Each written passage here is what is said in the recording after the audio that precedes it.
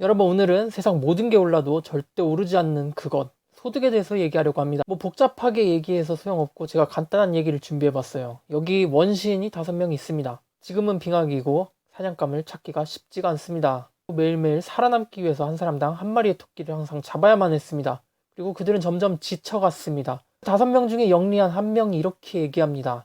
자기는 같이 뛰고 사냥을 하는 것보다는 토끼가 어디에 있는지, 그리고 어느 방향으로 뛰는지 자기가 알려주겠답니다. 그리고 나머지 4명이 동의를 했습니다. 직접 사냥에 참여를 하진 않지만 그래도 나름 서포트를 해주는 거고, 그리고 5명 전원이 토끼가 어디에 있는지 몰라서 항상 애먹고 놓치는 경우가 많이 있었으니까요. 이렇게 서로에게 윈이 된 그 협상의 결과로 죽을 힘을 다해서 잡았던 토끼를 나름 수월하게 잡을 수 있게 되었습니다. 그렇게 나머지 4명이 상대적으로 짧은 시간과 적은 에너지 소모로 5마리의 토끼를 잡을 수가 있었습니다. 그렇게 잡았던 5마리의 토끼를 5명이서 나눠 먹게 되는데요. 여기서 한번 다시 생각을 해보죠. 사냥을 했던 4명은 전보다는 에너지를 덜 소모했겠지만 그래도 자기의 체력을 써가면서 사냥을 해서 토끼를 잡은 거고, 나머지 1명은 뒤에서 편하게 구경을 하면서 위치만 알려준 식으로 편하게 고기를 먹었습니다. 그러니까 사냥 자체로만 따지면 4명이서 잡았는데 나머지 1마리의 고기를 아무것도 하지 않은 1명에게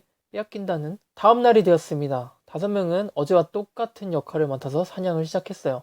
4명은 열심히 사냥하고 나머지 1명은 지시를 하거나 위치를 알려준 식으로 사냥을 계속했습니다. 이러한 사냥 패턴이 반복되면서 사냥에 지속적으로 참여했던 4명의 체력이 고갈되기 시작합니다. 첫날에는 3시간 만에 5마리를 잡고 집에 돌아올 수 있었는데 한 달이 지난 뒤 6시간이 걸려도 5마리를 못 잡는 경우가 허다했습니다. 그러다가 몸이 약해진 한 사람이 병들어 죽습니다.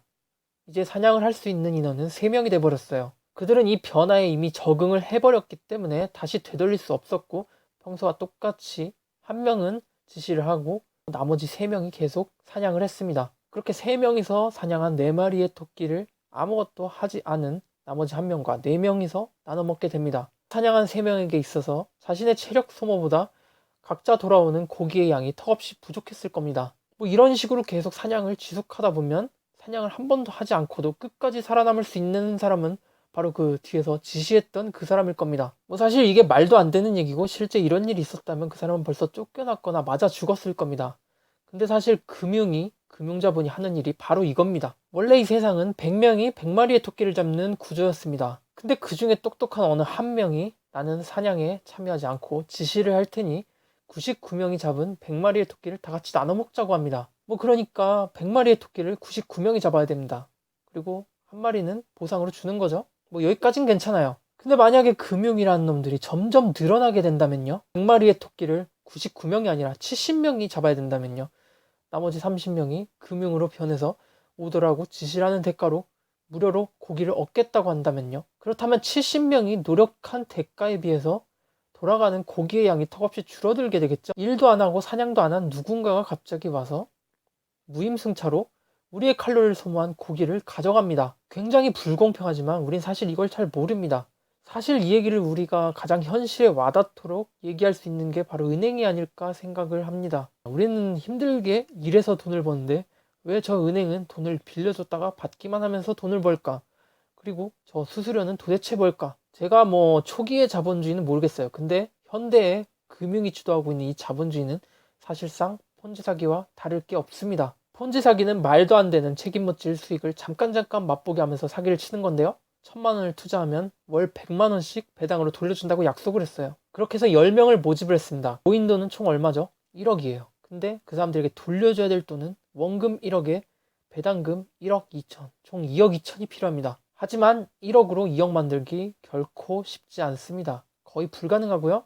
그리고 그 사람들 대부분 능력도 없습니다. 결국 아무 일도 안 하고 1억 받은 투자금으로 한 달에 100만원씩 배당금인 척 속임수로 돌려주게 됩니다. 그 돈은 원래 자기들 돈인데 배당금이라고 속아서 다시 돌려받는 거죠. 그리고 모집한 사람들도 자기 손 안에 돈이 있는데 안 쓰고 배기겠습니까? 그런 거 열심히 흥청망청 쓰다 보면 결국 한두 달 만에 야반도주 하게 됩니다. 그러니까 한두 달 정도 1, 200만원 돌려받고 나머지 800만원을 날리는 게 폰지 사기인데요. 폰지 사기와 자본주의의 차이점은 폰지 사기가 결국 모집할 사람이 없어져서 망하는 반면에 자본주의는 다음에 있을 투자자들이 끊임없이 발생을 합니다. 그래서 망하지 않고 아직도 버티고 있는 겁니다. 이걸 좀 더 자세히 풀어서 말씀드리도록 하겠습니다. 여기 어떤 한 사회가 있는데 이 사회의 모든 자산 가치를 다 처분하면 약 10억이 나온다고 가정을 해봅시다. 근데 이 자본주의 사회에서는 빚과 이자 뭐 그런 걸 포함하면 총 갚아야 될 돈은 11억, 12억이 될 가능성이 굉장히 높습니다. 원래 자본주의라는 게 빚으로 성장한 사회이기 때문에 항상 빚을 갚을 때는 이자가 포함됩니다. 그러니까 아까 그 폰지 사기에서도 말씀드렸듯이 원금이 1억이지만 줘야 될 돈이 2억 2천이었던 그 경우처럼 자본주의에서도 지금 현재 갖고 있는 돈보다 돌려줘야 될 돈이 더 많은 상황이에요. 아까 그 자본주의 사회에서 10억, 근데 돌려줘야 될 돈은 12억. 근본적으로 생각해보면 1, 2억은 사회에서 존재하지 않는 돈입니다. 그러니까 그 사회에 있는 물건을 모두 청산해도 그 가치가 10억밖에 안 되는데 나머지 2억은 어디서 구하냐는 거죠. 근데 어쨌든 돈을 빌려줬으면 이자는 갚아야 되잖아요. 그럼 결국 이걸 어떻게 할까요? 답은 아주 간단합니다. 물건을 아무리 팔아도 10억이 안 나와요? 그러면 물건 값을 12억으로 만들면 되죠. 보통 이게 우리가 말하는 인플레이션, 점점 돈의 가치가 줄어들고 수치, 액면가만 늘어나는 그런 상황인데 보통은 서민들에게 물건을 좀 더 비싸게 팔든지 해서 그 2억을 어떻게든 맞춰냅니다. 그러니까 이 사회에 없는 돈 1, 2억은 점점 서민들이 감당해 나가면서 서민들의 돈과 재산을 점점 빼앗아갑니다.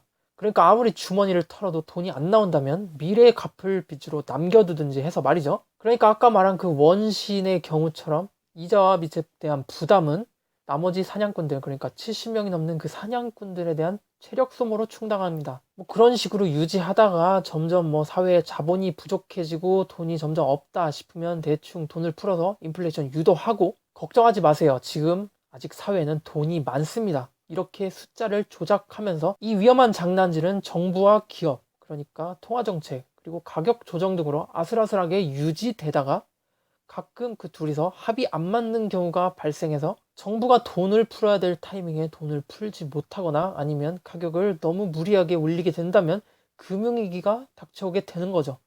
정부와 기업은 24시간, 1분 1초 언제까지나 긴장하면서 이 통화정책이라든지 가격 조정에 대해서 신경을 집중해야 되는데 만약 뭐 한 번이라도 실수하거나 방심하거나 리먼 사태처럼 탐욕을 부리거나 뭐 감당하지 못할 채권을 발행하거나 하면 대위기가 발생합니다. 근데 각자의 이해관계가 다른 두 집단이 1분 1초도 긴장을 풀지 않는다는 게 상식적으로 가능한가요? 그들도 결국 사람이기 때문에 정신을 놓는 상황이 발생할 수밖에 없고 그 상황에 항상 자본주의는 위기를 겪을 수밖에 없습니다. 아까 말씀드렸죠. 자본주의와 폰지 사기의 차이. 그러니까 자본주의는 끊임없이 투자자를, 그러니까 후속 투자자를 모집하고 있었기 때문에 아직까지 안 망하고 버틸 수가 있는 겁니다. 만약에 뭐 하루라도 피곤하다고 쉬면요? 그러면 사기 행각이 발각이 되는 거죠. 뭐 사기꾼들도 어떤 면에 있어서는 정말 힘듭니다.